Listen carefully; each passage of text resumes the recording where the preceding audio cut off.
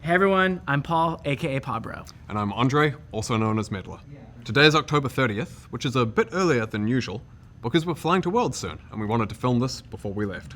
This is our last dev update of the year, and before we get into some of the things you'll see in Season 1 2026, we wanted to thank you all for being on the journey with us this year. As always, we want to show some love for your passion, for keeping us honest, and for making working on this game so worth it. Now, in January, we'll be back to talk more about Season 1, as well as a little bit of what to expect for the rest of 2026 overall. But for now, let's get into it. We learned a lot this year about seasons. Many of you liked what came with the themes, the map art updates, metagames, new champions, and champ updates overall, for example.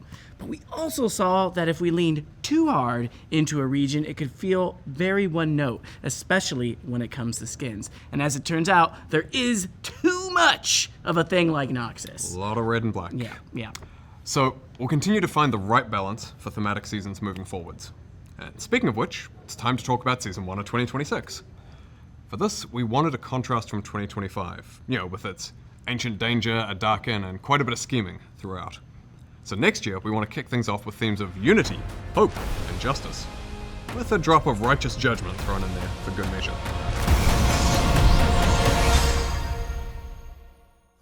So that means Petricite, gold, and blue accents on the map, as well as some Demacia-themed skins, including some champions reimagined as Demacians, with plenty of non-Demacia skins for some variety. That also means that the yearly cinematic in January will feature Demacian champions. We're going back to old-school Demacia this time, back in time to what some might consider the golden age of Demacia, when it was a beacon of hope and a bastion of justice. Hey, Andre, are we forgetting something? I don't think so. You sure? Yeah, let's keep going. I don't want this to drag on. Anyway, we have a range of Summoner's Rift changes that the team will talk about in a moment. And this year, we'll also talk about some updates to Swiftplay. With that, we're going to hand it over to Riot Enstep and Freak, who will walk you through some of the Summoner's Rift changes coming in January. Hey everyone, I'm Riot Enstep. And I'm Freak. And we're here to talk to you about the Summoner's Rift gameplay changes coming in January. Over the last few years, League has been largely about team fighting over neutral objectives, fighting around grubs, dragons, or that vision ward you just placed around grubs or dragons. And while we know 5v5s make for some of the highest highs, we want to swing back towards a state where more strategies like splitting or sieging are more viable. So we're making some changes to major neutral objectives, towers, and minions in order to do just that. Additionally, we're making adjustments to roles so everyone has an appropriate impact on the outcome of each game, because right now, some lanes are much better at turning a winning lane into a winning game. We also have some delightful improvements, so let's get started. The first thing you'll notice in January is that the game starts faster. We want to reduce downtime after you load in, so minions and basic jungle camps first spawn 35 seconds earlier than they do today. You'll still be able to pull off early invades, but you'll have to be much more decisive when you load in. We're also making some changes to Vision. It's an incredibly powerful tool in League, but right now it feels monopolized by supports and sometimes by junglers. We want to make effectively warding the map easier to learn for everyone, and give more opportunities and power towards drops by pushing champions, especially mid and top laners who are side laning later in the game. So, we're adding Phaelites, locations that grant temporary bonus vision to wards with unique bonus vision areas for each spot. Some Phaelite rings will be available at the beginning of each game, while others reveal themselves when the Elemental Rift transforms, particularly those that would otherwise disrupt early game jungle. Okay, so on to the objectives. Otacon was one of the biggest additions to the Rift this year, and was a pretty cool, unique objective to fight over. That said, he contributed to objective fatigue, which many of you cited as an issue, and we agreed. We wanted to alleviate this over time. We had removed the second form of Otacon, we removed the second set of grubs, but it really wasn't enough. So, just like Zehen did, we are cutting Otacon out of the game. That includes Blood Roses and the petals with them. That said, let us know what you think about limited time gameplay changes and if there's something you'd like to see more of. But back to Otacon, his removal also means that Baron will go back to his old 20-minute spawn time. Welcome back, King. Additionally, we're making all epic monsters more durable, especially late game dragons as you get closer to Dragon Soul. That should make it so that it's easier for teams on the back foot to contest dragons and other epic monsters, or trade something meaningful on the other side of the map. Finally, we're also removing feats of strength from the game. We like that they push teams to progress the game and provided goals to rally around, but we think we can create better gameplay systems that allow for players to have more individual agency over their games. With feats getting the boot, we're adding back some gold rewards for First Blood and First Turret. Another way we're looking to improve sieging is with a new mechanic called Crystalline Overgrowth, which is kind of like a universal demolish effect. Crystals will build up on towers over several minutes, and when hit, they're consumed to deal an extra burst of damage based on how much buildup has accumulated. This should help enable pushing windows in more situations, even if you're behind or don't have the highest DPS. Demolish will be sticking around, but will be simplified to a good old 3-hit passive. We love 3-hit passives. Yes, we do. Turret plates will now stay on outer turrets permanently and will be added to the inner and inhibitor towers as well. We're doing this to create long-term piecemeal rewards for pushing. No matter what state the turret's in, you're likely to mine some gold by taking aggressive actions. We're not adding more gold to the map with these changes. Instead, we're going to be basically spreading out the current gold for killing a tower and splitting it across the plates. To further facilitate pushing, we're ramping up minion respawn rates in the late game to give more frequent access to sieging turrets. We're also adjusting late game home guards to swiftly take you to your most pushed minion wave in each lane. And finally, Nexus turrets will respawn with partial health missing. We like that the respawn allows a team to hold their base for a while and not have to worry about getting backdoored by a Twitch, but with a full health respawn, it meant that it was honestly incorrect for a sieging team to finish killing the turret sometimes. Now, for our biggest change for next year, role quests. When you load into the game in January, top, bot, and mid lane will now have their own quests that reward unique power, similar to the jungle pet evolutions and the support item upgrades. You'll progress these new quests by killing minions, champions, plates, towers, or epic objectives, all the things you'd normally be doing in a game. You'll progress even faster by doing those in your assigned lane. Your quest is decided by which role you've been assigned in the lobby, so if you and a friend or a stranger want to change roles, make sure you do an official trade in Champ Select. One of our goals with these role quests is to buff top and bot carry relative to the other roles, as they're currently the two weakest, and as a result, the quest rewards are going to be comparatively stronger for them. Now, let's get into the rewards which will be granted in a new role quest slot. Historically, top laners haven't always felt like they have the agency over the games that they deserved, even if they won their lane, and that's something we would like to change this season. Upon quest completion, top laners will receive pretty much Summoner Teleport for free on top of the 2 summoners they already chose. Now, if you had taken Teleport in pregame, instead that spell gets a lot stronger, giving a very, very large shield when you use it. In addition to getting a functionally free summoner spell, top laners will also get a bunch of bonus XP up front, more XP from future sources, and an increased level cap. Now, to mid lane. A huge variety of champions can be played there, so we wanted this reward to be good whether you're mage, assassin, or both like Malphite mid. And upon completing the quest, mid laners will receive a free tier 3 boot upgrade like the ones you could buy with feats, as well as a faster recall. Rounding it out for new quests, in bot lane, we're going to lean even harder into the carry part of the role. So while top laners are getting bonus XP, bot laners are getting a whole bunch of extra gold. When completing their quest, they get a lump sum of gold, increased gold from minion kills, champ kills, and champion assists for the rest of the game. And you might be asking, well then what do I do with all this gold if I hit item cap? Don't worry, the item cap is going up. Your 7th item slot will hold your boots permanently, allowing you to get 6 full legendary items for extra hard late game scaling. Jungle and support already have quests and rewards, but we still wanted to take this opportunity to make some changes to them. Jungle is by far the strongest role in the game right now, especially when it comes to early map influence, so we're slightly lowering the speed of early game clears to give lane matchups a little bit more time to play out uninterrupted. We're also making it harder for non-junglers to steal objectives by increasing their resists and making Smite deal more damage. Their role quest is still getting pet upgrades and PvP Smite like before, and they're now getting increased golden XP from large monsters when the quest is done, as well as bonus movement speed in the jungle. Similar to jungle, we think support is already plenty powerful and has a very functional role quest, so we didn't want to directly increase their power. With that in mind, we wanted to give them quality of life oriented upgrades, so we're giving them a new slot exclusively for control wards, discounts on control wards, and a little bit more gold over time so they can keep pace a little better with the other roles. Overall, we want these quests to represent meaningful power spikes in a way that leans into the unique strengths of each role. This also allows us to delete the lane swap detective mechanic that we added last year to combat pro lane swapping. We'll be keeping a close eye on how quests land, so please let us know your thoughts next year. But role quests aren't all we have planned to make your champions feel more satisfying. We're going to bring back a few items to the Rift for each class, so give them some shiny new toys, including bringing back a few familiar favorites like Hextech Gunblade. For example, we're adding the new Scepter of Bonking for AP fighters, which will empower your Spellblade Bonk to double your on-hit effects. That's not the final name, is it? I would like it, but no, we're probably going to give it something in canon. I do love bonking. Well, anyway, given none of these names are final, if you're an AD fighter without a good way to get Omnivamp, you can grab Blood Sphere, which will give you some Omnivamp and also ability haste scaling with your AD. Or if you play an AD carry who's really good at auto spacing, you can pick up Snowbow for extra range on takedown, plus damage amp based on how far away you are from your opponents. We took a hard look at which subclasses didn't feel like they were getting enough support from the current item system and worked to fill those spaces. So we're hoping many champions have at least one of the 9 new items that they can get excited about. Speaking of which, we're also adding crit damage back 200%. All right, we know that was a lot to cover. We're excited to hear what you think of all these changes as the new season kicks off. And in case you're looking for even more details or insights on these changes, make sure to check out the dev blog that's live right now. That's it from us on the Summoners Rift team, and so we'll throw it back to Pablo and Medler, and we'll see you on the Rift. Okay, let's talk about ranked. This year we've been making improvements to shorten queue times and make your matches more fair through improvements to inting and griefing detection. And, more recently, we ran a test in late September that reduced queue times by 40% at all ranks in ranked in EU West and Oceania. We want to double down on that work and make 2026 the best time yet to climb.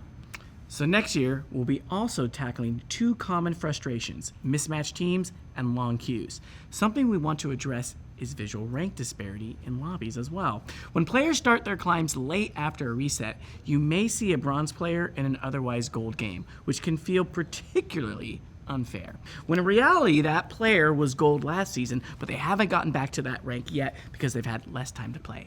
So we're adding a climb indicator to loading screens when a player's MMR is higher than their visible rank. This will let other players know that you're climbing quickly and your displayed rank hasn't caught up yet. We're also making changes to how flex and solo duo MMR are calculated. A common pain point is someone who is silver in flex and, say, diamond in solo duo just stomping a bunch of games, when in reality they're truly diamond in both ladders. So this season, if your solo duo MMR is much higher than your flex MMR, the system should bring your flex rank a lot closer to your solo duo one. And that should mean flex matchups will feel a fair bit more balanced moving forwards. Next, we're making changes to autofill. The reality of League is that certain roles are substantially more popular than others, and having an autofill jungler versus a jungle main can feel like an auto loss. This means that quite often people either dodge to avoid it or hold your lobby hostage in order to get you to dodge.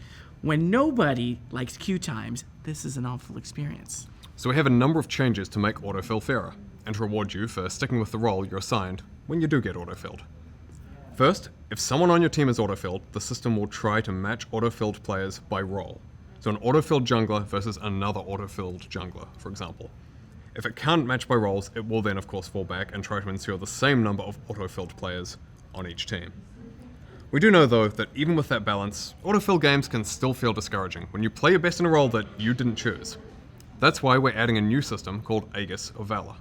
If you're autofilled and earn a mastery score of C or greater, the Aegis will trigger. You won't lose any LP on a loss, or you'll earn double LP for a win. So for those of you who main less popular roles and therefore seldom get autofilled, first of all, thanks. We haven't forgotten about you. You'll still occasionally receive the Aegis benefit at about the same rate as other players because we want to reward the role heroes who keep the queue healthy and moving. Finally, we know how frustrating it is to be constantly returned to the queue because you get enchained dodges lobby after lobby. So we've made a few updates. First, after a positive response to our pilot test, we're removing the ability to ban a hovered allied champion, taking away an opportunity for a teammate to tilt off the planet before the match even starts. And then second, dodging a lobby will no longer allow players to escape autofill. It'll just get carried over to the next lobby. We think that the Aegis of Valor should provide a solid reward for sticking around and trying. So, I mean, come on, it's double LP for a win, after all. And at Master and above, dodging an autofill will count as a full loss. We know that this is a pretty big change from how we've dealt with dodging in the past, and we believe that this will lead to higher quality and faster games. Speaking of speeding things up, we're also speeding up Champ Select by cutting down on timers and animations, which should save about half a minute. I see what you did there. Yeah, I did it. And if that wasn't enough, we've got one last ranked change. We're adding back duo queue to higher ranks, including Challenger, in most regions. For so many people, League is better with friends. And in the past we disabled duoing at Apex tier ranks because it so often led to rank manipulation. But, because of the improvements we mentioned earlier, as well as the ongoing work on boosting and ranked manipulation detection, we're confident that we can bring back high MMR duoing without it being so abused. So, call up your friends. It's duo time! Switching gears, let's talk about Swift Play. Swift Play is pretty popular, and we think there's a lot of room for further improvement. And we want SwiftPlay to be that place where you can get in a quick game, where you and or some friends can practice new champions, or where new players can come and learn and get their footing on the Rift.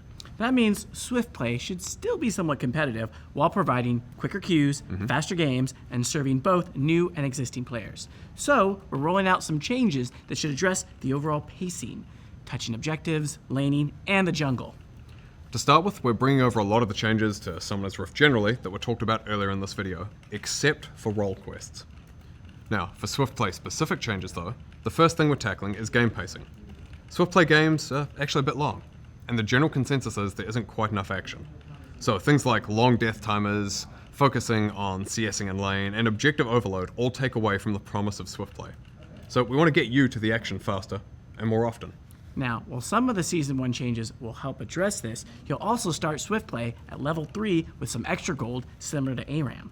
We're also lowering death timers across the entire game so you're getting back into the action quicker. And in order to keep the game from stalling out, we look for ways for you to capitalize on the shorter death windows. So we're increasing the minion spawn frequency, putting cannon minions in every wave after the third, and introducing a new mechanic that we're calling Minion Frenzy. If you kill an enemy champion near your minions, they'll be inspired by your actions. They'll get enraged and attack faster and deal more damage. We're also going to be making some adjustments to tower durability and making sudden death start a little bit earlier. And thus, Swift. Outside of pacing, we also want to decrease objective overload. While the removal of Artican helps, we're also going to be removing the Grubs and Rift Herald. Baron and Elder Dragon will also be spawning earlier, with Elder spawning at 15 minutes regardless of whether the Dragon Soul has been claimed. The game-ending power of these buffs being accessible much sooner should help in closing games a bit faster than what we're currently seeing. And with Elder Dragon moving up, the Elemental Rift will transform after 1 dragon, and you'll get the Soul after 2. Finally, rounding out these changes for SwiftPlay, Jungle. Now currently, if you're not a seasoned jungle main, it can actually be pretty overwhelming in SwiftPlay. These broader pacing changes around neutral objectives should make it feel much more comfortable, and like you're not being swarmed with objectives all the time. Now we know this is a ton of information and changes, but the goal here is for SwiftPlay to feel swifter without it being so dense that it's overwhelming. We have a dev blog coming out today that will cover all of these changes, plus a lot more detail behind the specifics, so if you want to learn more, go for it. Hi everyone, I'm Dashi Jador, product lead, back again to chat about WASD, this time with the tech lead for WASD. I'm Riot, call me KT. Now that Worlds is over and we're getting closer to the end of the year, we want to check back in on the wild world of WASD. We've been on the PBE for a few months now, and in that time we've caught and squashed over 100 bugs. All thanks to the feedback we received from all of you creative, maybe a little unhinged PBE players who've been helping us find, identify, and crush all of these pesky bugs. An extra special thanks to the players who are able to re-trigger the notorious new bug. Even beyond bugs, PBE players have been giving us great recommendations and requests. One Redditor recommended that we add an option to do a single button input to move at a 45-degree angle up and down the lane. It sounded pretty wild at first, but we found through our internal testing that it actually saved a lot of finger pain. So it will be available as an accessibility option for WASD players going forward. Since our debut on the PBE, we've been continuously updating all the different facets of WASD. We've made improvements to navigating around minions, wall sliding, the new dynamic lock camera, and more. One of these features is a new auto attack system for WASD. With practice and dedication, you'll be able to weave attacks and movement, matching the experience in point and click to reach your optimum DPS. Our goal is to keep WASD as an alternative control scheme at all levels of play, not just for brand new players. We'll be keeping an eye on feedback as well as our internal data to ensure it remains an equitable experience. We've also been updating our dynamic locked camera. We've added the highly requested ability to tune the camera speed to your liking. Along with these settings, we heard your feedback on wanting a way to scout ahead, to check for ganks, look at other lanes, and much more. So we've introduced a new feature appropriately named the Scout Ahead mode. When you're in dynamic locked camera, you can hold your middle mouse button to freely move your camera and you'll snap back on release. These features, along with all the bug fixes, will be available when WASD goes live tomorrow in all queues except ranked and normal draft games. We're choosing to keep WASD out of draft modes for now, as we want to make sure you can have a smooth process for your ranked climb. Really? Tomorrow? Well, WASD will be live in all unranked queues except normal draft in patch 25.24, which for many of you should be tomorrow. We saw your requests and questions about other features we've promised, like champion-specific keybinds and enabling many of these new features for point-and-click players. We're still working on them, and much more to come. We're at the point where we want to focus on getting large amounts of player data in order to drive our development further. So we're opening up the feedback channels to our much more global audience. Now, we still don't have the exact timeline on when WASD will come to Ranked. We want to ship it when it's ready, which means fair, balanced, bug-free, and smooth to play. Please keep up the feedback and bug reports. There may still be a few stragglers out there. Only through our powers combined can we find all of them. That's it for us. Be sure to check back out on WASD when it's live and send your bugs, feedback, and best misplays. Thanks so much for listening, and we'll see you WASDing on the Rift. So how are your pickums? Not great. Bit too much hopium when I filled them out. I know how it feels, but the hopium's feeling good for me. I think I'm actually feeling great. Really? Totally. Uh-huh. Who's wearing the suit then? We don't know. Not gonna be me. I mean, we'll see. Good luck. Okay. Okay, we know that this was a long one with a lot of info in it. And we'll see you again in January, as mentioned, to talk a bit more about Season 1 and a little bit about the rest of 2026. Don't forget that Ranked will stay open until the new season, so go finish your climbs, have a happy and safe holiday season, and we'll see you on the Winter Rift. Thank you so much. Bye.